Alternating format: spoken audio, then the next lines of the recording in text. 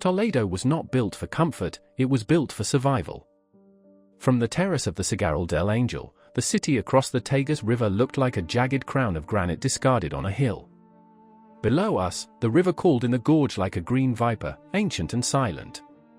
I adjusted the cuff of my charcoal grey linen suit. The heat here was different from Marbella, it was a dry, punishing weight that smelled of sunbaked dust and old metal.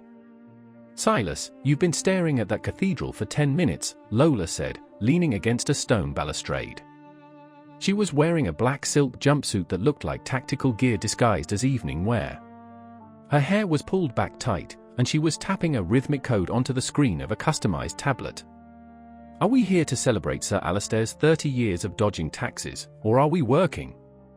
Finch doesn't celebrate anything without a motive, Lola, I replied, my eyes scanning the guests. Look at the perimeter. Those aren't catering staff by the north gate. Look at their boots. Rubber-soled tactical gear, polished to a military sheen. And they're not looking at the buffet, they're looking at the tree line. Sir Alistair Finch emerged from the villa, looking every bit the aging lion. He was 70, with a shock of white hair and a face carved from the same flint as the city.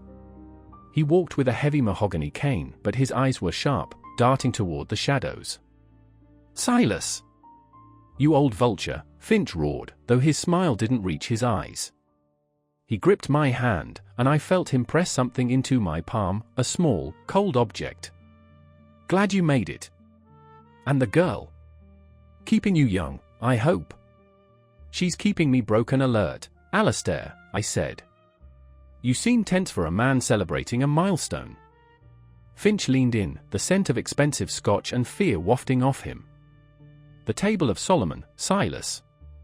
It's not a legend anymore. I have it. Right here, in the vault below the chapel. But I've tapped into something, a frequency I don't like. Someone is jamming the local Gwadia civil band." Before I could respond, Lola hissed. "Silas! Look up. 10 o'clock. I followed her gaze. Perched on the Gothic cornice of the chapel was a gargoyle. But it wasn't stone. It shifted, its head rotating with a mechanical whir. A drone, matte black and shaped like a medieval grotesque, its lens glowing with a faint infrared red. "Alistair, get inside," I commanded, my voice dropping into the register I used when the lead started flying. "It's too late," Finch whispered. From the river gorge, a sudden, blinding flash erupted. A high-decibel crack shattered the terrace's crystal glassware. The celebratory atmosphere vanished in an instant, replaced by the rhythmic thud-thud-thud of a low-flying helicopter rising from the shadows of the cliffside. Suddenly, the gargoyle drone detached from the roof and dived. "Down!" I shouted, tackling Lola to the stone floor. The drone didn't explode. It emitted a high-frequency pulse that turned every smartphone on the terrace into a useless brick. Simultaneously, the main gates of the Cigarral were blown inward by a focused thermite charge. Black-clad figures, rappelling from the helicopter and surging through the gates, moved with the synchronized precision of Tier 1 operators. I reached into my pocket and felt the object Finch had given me. It was a brass mechanical key, intricate and heavy. "Lola, the tablet! Jammed! They've got a localized blackout zone," she yelled over the roar of the rotors. "Silas, they're not here for the guests. They're forming a box in around the chapel." A man in a tactical vest stepped onto the terrace, a suppressed submachine gun leveled at the crowd. He didn't say a word. He didn't have to. The red laser dots began to dance across the chests of the elite of Toledo. Finch was being dragged toward the villa by 2 men. He looked back at me, his face a mask of grim realization.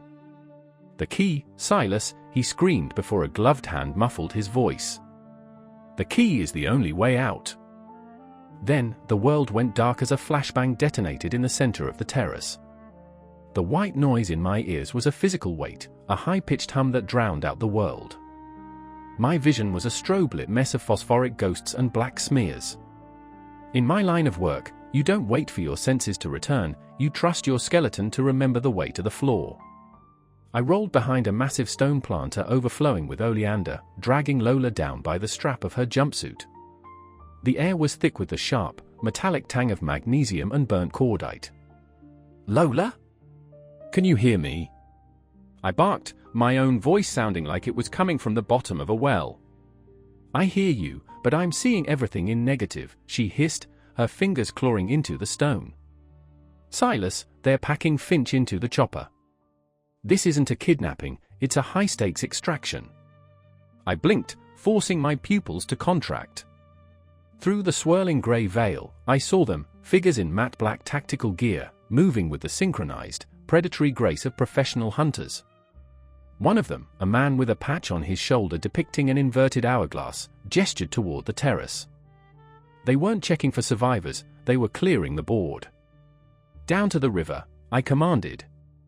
"This terrace is a kill box. We have 10 seconds before they switch to thermal optics."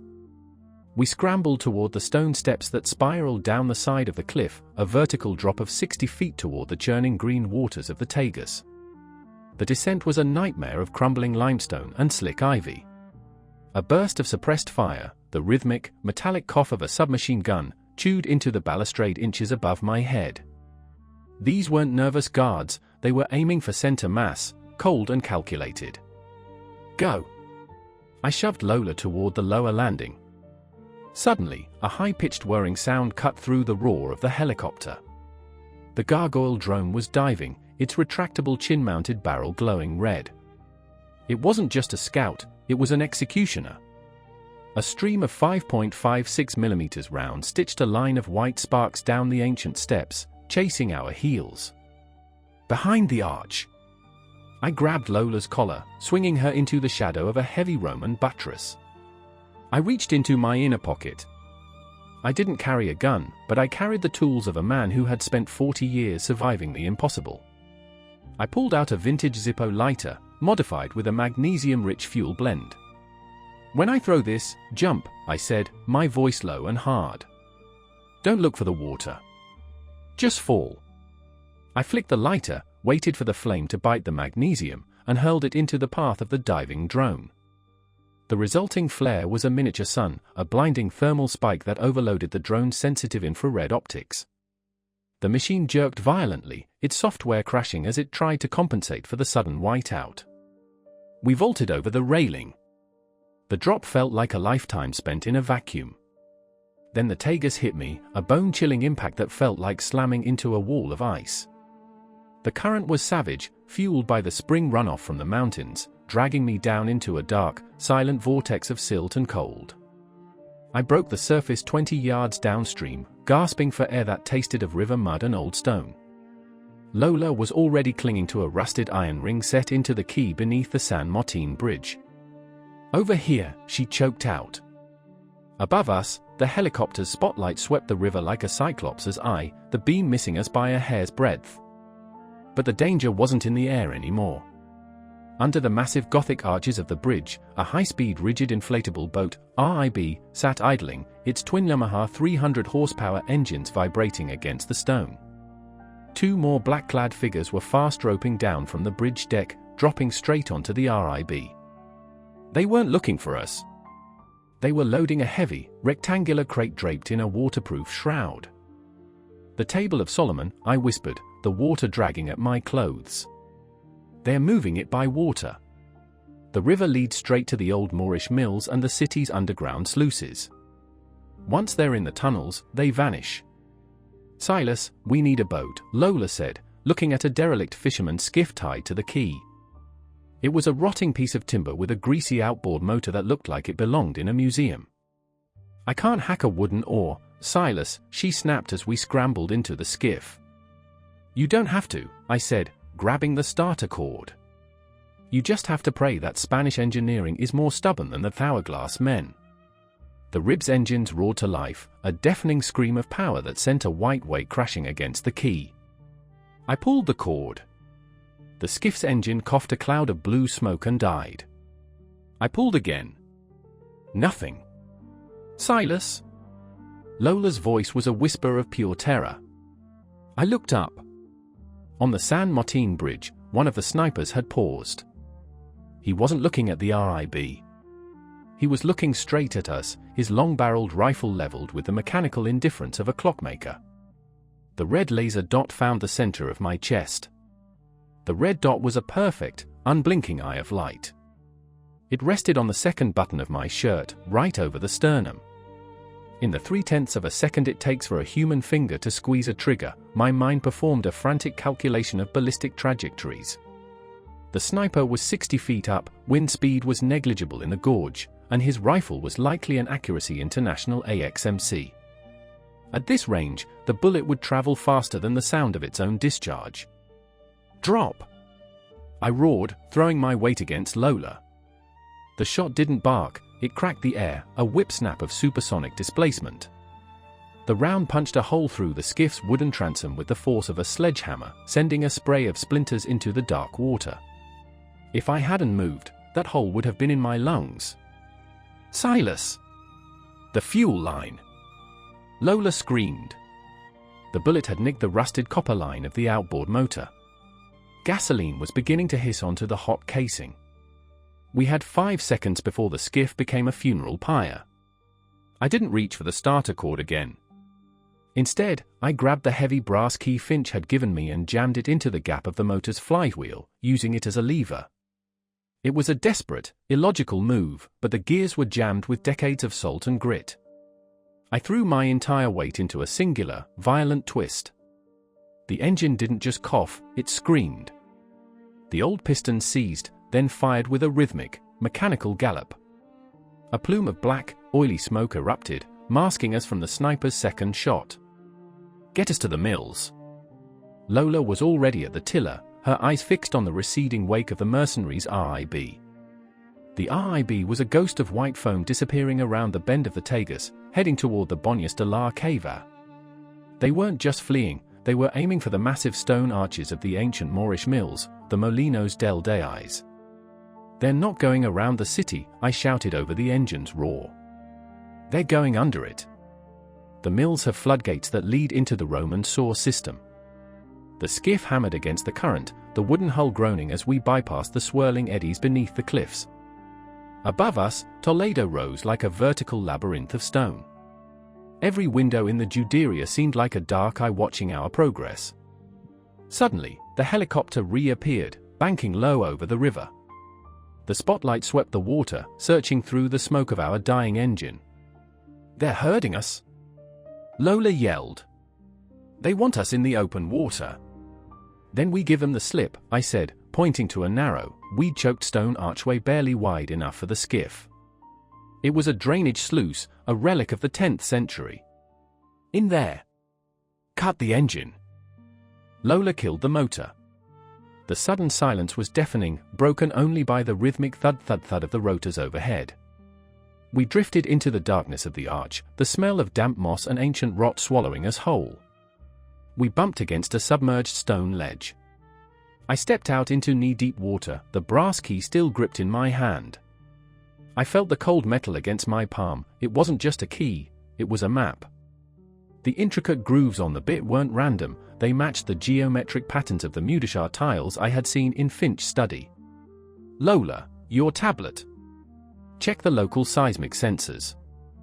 If they're moving that crate, the vibrations will show up on the city's structural monitor."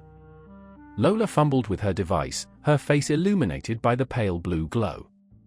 "I'm back online, Silas." The blackout was localized to the estate.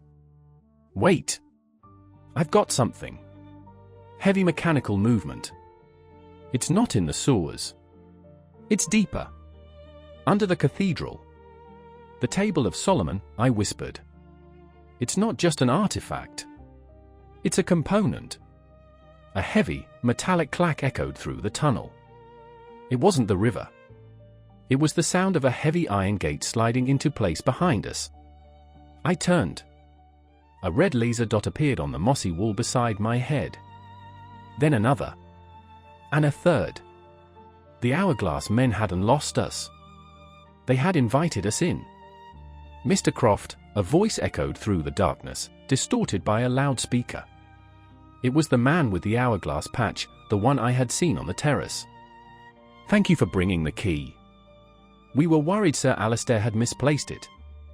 From the shadows of the tunnel ahead, a massive hydraulic door began to hiss open, revealing a chamber lit by modern, high-intensity halogen lamps. In the center of the room sat the crate. Beside it stood the man with the hourglass, holding a detonator. "Lola," I whispered, "tell me you still have that flash strip." "I have something better," she breathed, her fingers flying across the tablet. "I just found the city's gas main." The hydraulic hiss of the door was a modern intruder in a tomb built before the concept of electricity. The man with the hourglass patch, let's call him Voss, didn't look like a fanatic. He looked like an accountant who happened to carry a Heckler and Koch. His eyes were flat, drained of anything but the cold arithmetic of the mission. "The key, Mr. Croft," Voss said, his voice echoing with a slight, metallic reverb. "Throw it into the water between us. Slowly.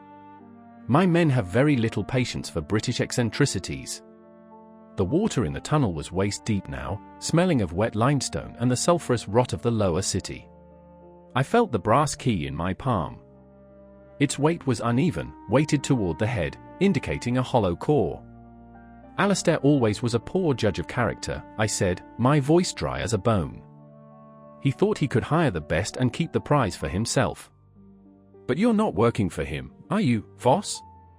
You're working for the people who want to see the foundations of Toledo rewritten." "Logic won't save you tonight, Silas," Lola whispered, her fingers blurring across the tablet's cracked screen. "But £80 per square inch of pressurized methane might." 5 seconds, Voss warned, the red laser dots on my chest tightening into a single, lethal cluster. "Lola, now," I commanded. Lola didn't hit a key, she swiped a kill command. Somewhere above us, in the maze of 16th century pipes beneath the Plaza de Zocadova, a series of safety valves slammed shut. The pressure had nowhere to go but down. A low-frequency groan vibrated through the stone walls, followed by a violent thrum of metal. Then, the smell hit, a sharp, artificial scent of mercaptan, the additive that makes gas detectable. "Methane leak," one of the mercenaries shouted, his voice cracking with panic. "Don't fire!" Voss roared, but it was too late. The spark didn't come from a gun. It came from the ancient, unshielded wiring of the halogen lamps Voss had installed.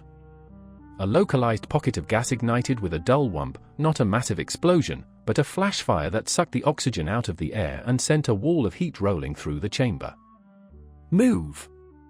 I grabbed Lola, diving beneath the surface of the oily water just as the lamps shattered, plunging the tunnel into a chaotic hell of flickering orange flames and choking black smoke.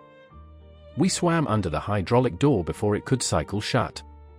On the other side, the air was cooler, but the tunnel began to slope upward at a sharp, 40-degree angle. It wasn't a saw, it was an ancient ramp, the stones worn smooth by centuries of foot traffic. "The key, Silas! Give me the key!" I looked up. In a niche 10 feet above us, lit by a single emergency flare, stood Sir Alistair Finch. He wasn't being dragged. He was holding a silver-plated Webley revolver, and his white hair was wild with a frantic, desperate energy. "Alistair? You staged the extraction?" I asked, my lungs burning from the smoke. "The table is too heavy for one man to move, Silas." "I needed their equipment, their logistics," Finch hissed, the revolver shaking in his hand. "But they don't have the key." "Only you do. Give it to me, and we can open the lower vault. The gold, it's not a legend, Silas. It's a mountain of it." "It's not gold, Alistair." "I felt the grooves on the key," I said, stepping closer. "It's a sequence for a water clock. A mechanism that controls the irrigation of the entire valley. If you turn that lock, you don't open a vault, you flood the lower city. You'll drown 10,000 people for a myth." Finch's eyes went wide.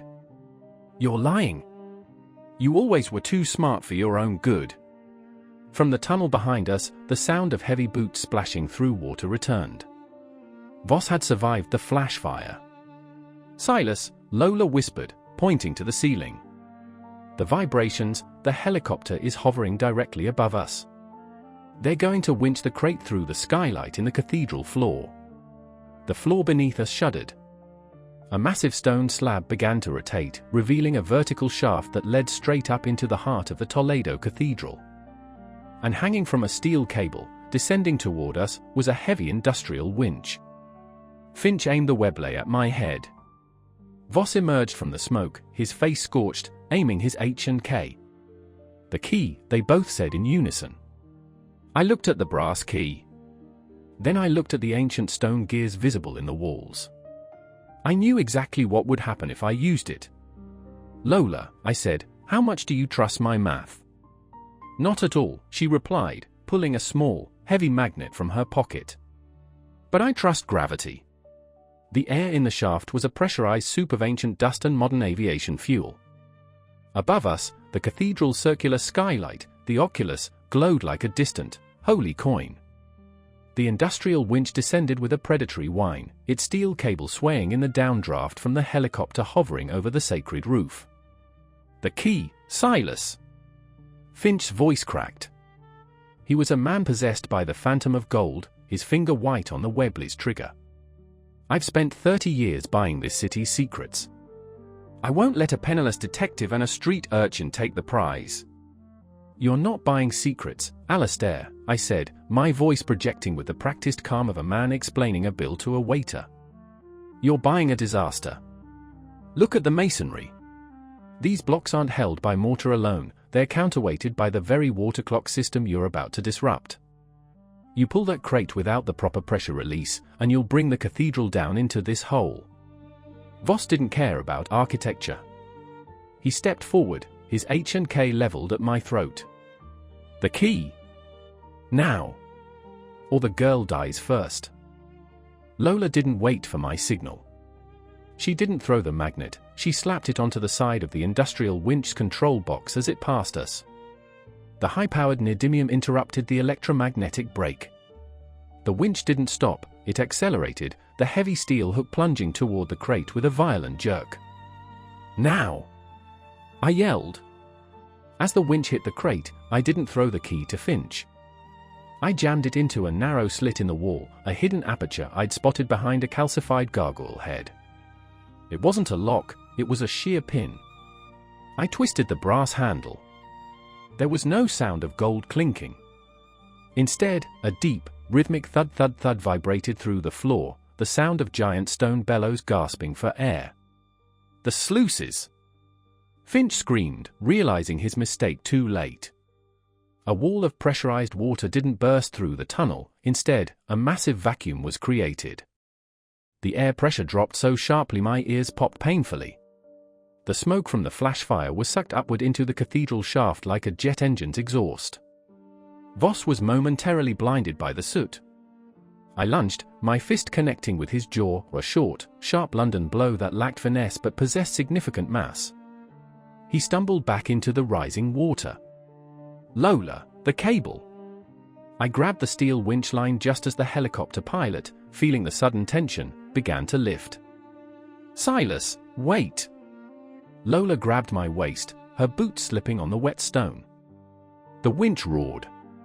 The crate, the cable, and both of us were yanked upward, away from the flooding tunnel and the screaming Finch.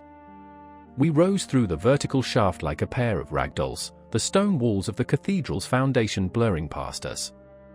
We burst through the floor of the cathedral, into the vast, echoing silence of the nave.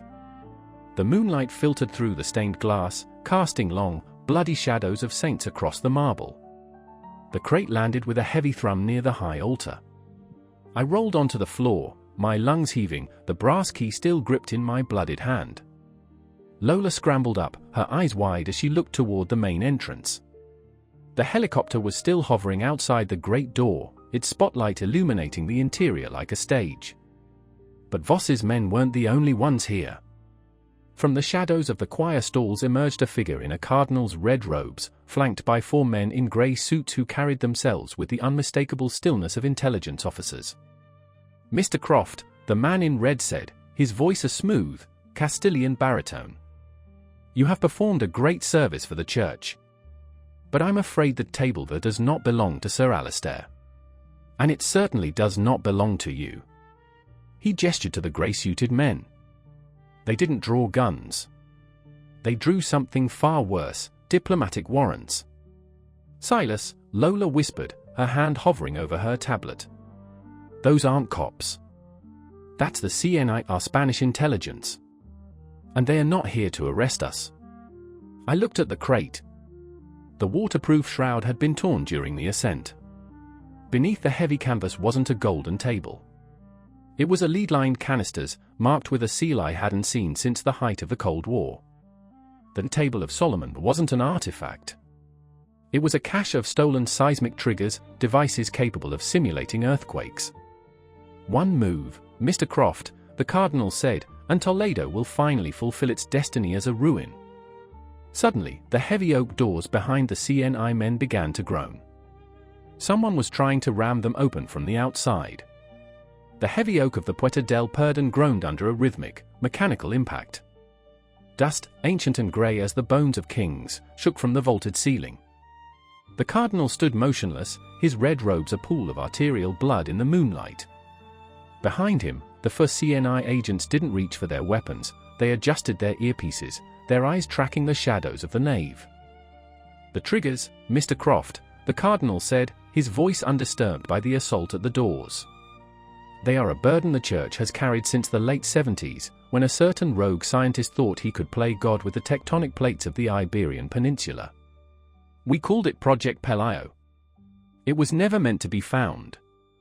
And yet, you let Finch discover it, I said, my hand tightening on the brass key.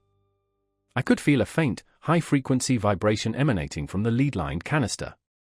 You used him as a stalking horse to move the cache out of the city, away from the prying eyes of the European Union monitors.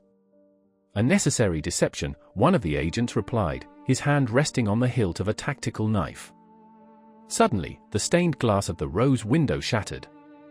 It wasn't a brick or a bullet. It was the gargoyle drone, its rotors screaming as it tore through the 13th-century glass like a buzzsaw. It hovered 30 feet above the altar, its red infrared eye scanning the room.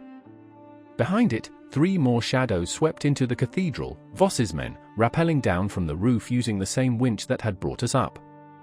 Stand off, Lola whispered, her fingers frantically tapping at her tablet.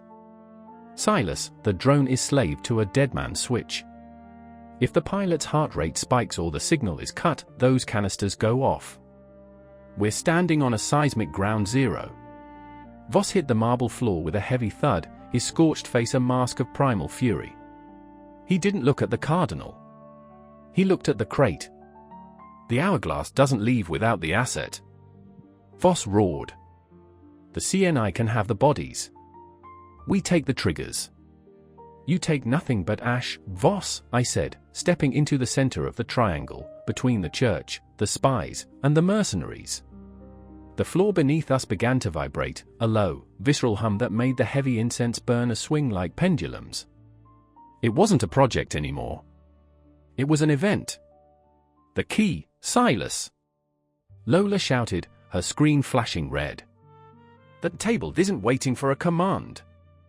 The pressure drop in the tunnels triggered a failsafe. The seismic pulse is priming. I looked at the brass key. The hollow core I'd suspected wasn't for a message, it was a dampener. The intricate bit matched a small, recessed slot on the side of the lead canister, a slot that was currently glowing with a malevolent, pulsing blue light. If I turn this, I said, holding the key up for everyone to see, I can vent the internal pressure. But it'll contaminate this entire nave with radioactive coolant. We all die, but Toledo stays standing. Don't be a martyr, Croft, Voss sneered, raising his H&K. It's bad for the resume. The Cardinal crossed himself. The CNI agents drew suppressed pistols. The drone above us tilted, its chin gun whirring as it locked onto my head. Lola, I said, my voice barely a whisper. The cathedral's organ. The great pipe. Can you trigger the 16 Hz stop? Lola's eyes widened. The infrasound? It'll shatter the drone sensors, Silas, but it might also bring the roof down. It's a risk I'm willing to take for a quiet Sunday, I replied. Now! Lola hit the command. A second later, the very air in the cathedral seemed to solidify. A sound lower than human hearing, a bone-shaking rumble, erupted from the massive pipes of the organ. The vibrations were so intense that the holy water in the fonts began to dance. The drone wavered, its internal gyroscopes screaming as they fought the infrasonic wave. Voss stumbled, his aim wavering. I lunged for the canister. I jammed the brass key into the slot and twisted. A hiss of freezing, neon blue gas erupted from the seal. The temperature in the nave dropped 40 degrees in an instant. I felt my skin begin to blister from the cold, but I didn't let go. Then, the great door finally gave way. But it wasn't more mercenaries. A figure stepped through the dust and splinters. It was Sir Alistair Finch, his face bloody, clutching a flare gun. He wasn't looking for gold anymore. He was looking for revenge. If I can't have the history, Finch screamed, nobody can. He fired the flare. Not at me. Not at Voss. He fired it directly into the open, venting gas of the seismic trigger. The flare was a streak of screaming crimson, cutting through the freezing neon blue haze. Time didn't slow down, that's a poet's lie, it simply became sharper. I saw the sparks from the magnesium flare dance toward the venting gas, a volatile cocktail of pressurized liquid nitrogen and an experimental isotope catalyst. Get down! I lunged for Lola, pinning her behind the heavy marble base of a tomb belonging to a long-dead archbishop. The explosion wasn't a roar, it was a pressurized crack that shattered the remaining stained glass in the nave. The blue gas didn't burn, it expanded. A localized thermobaric wave rippled through the cathedral, snuffing out the infrasonic hum of the organ and knocking Voss's men from their ropes like dead flies. Finch, the architect of his own ruin, was thrown back against the great door, the very history he craved finally crushing him. But the seismic trigger was still humming. The tables was vibrating with a frequency that threatened to liquefy the granite foundations of Toledo. Silas! The pressure isn't venting. It's backing up into the Roman sluices. Lola shouted, her voice barely audible over the groaning of the cathedral's arches. If those triggers reach peak resonance, the whole hill slides into the Tagus. I looked at the brass key, now frosted over with blue ice. It was a sheer pin, yes, but it was also a conductor. Lola, the drone's power cell. I yelled. I need a high voltage surge to short the canister's internal clock. Lola didn't hesitate. She grabbed a discarded CNI comlink and a length of copper wire from her tactical kit. She sprinted through the settling frost, sliding across the marble floor to the downed gargoyle drone. With a jagged twist of her pliers, she ripped the lithium-ion core from the machine. Catch! She skidded the glowing battery across the floor.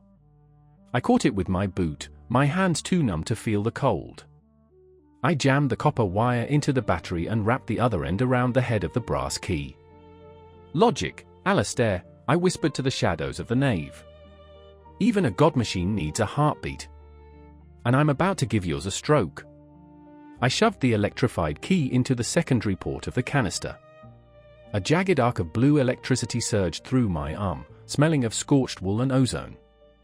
My vision went white. The vibration in the floor intensified for one agonizing second, a low, tectonic growl that felt like the earth itself was screaming, and then, silence. The blue light in the canister flickered once, twice, and died. The silence that followed was heavy, ancient, and absolute. The cardinal stood in the center of the nave, his robes tattered, looking like a man who had seen the end of the world and was disappointed it hadn't arrived. Voss was gone, vanished into the shadows of the side chapels. The project is dead, Mr. Croft, the cardinal said, his voice a dry rasp. But the secrets, they remain. Not this time, I said, leaning heavily against the altar. I held up Lola's tablet. The transmission didn't just go to the news servers. It went to the International Atomic Energy Agency. You can't bury Project Pelayo anymore. It's a matter of public record now. The CNI agents moved toward us, but the cardinal raised a hand. Let them go. They have saved the city. The church knows how to pay its debts and how to wait for its revenge.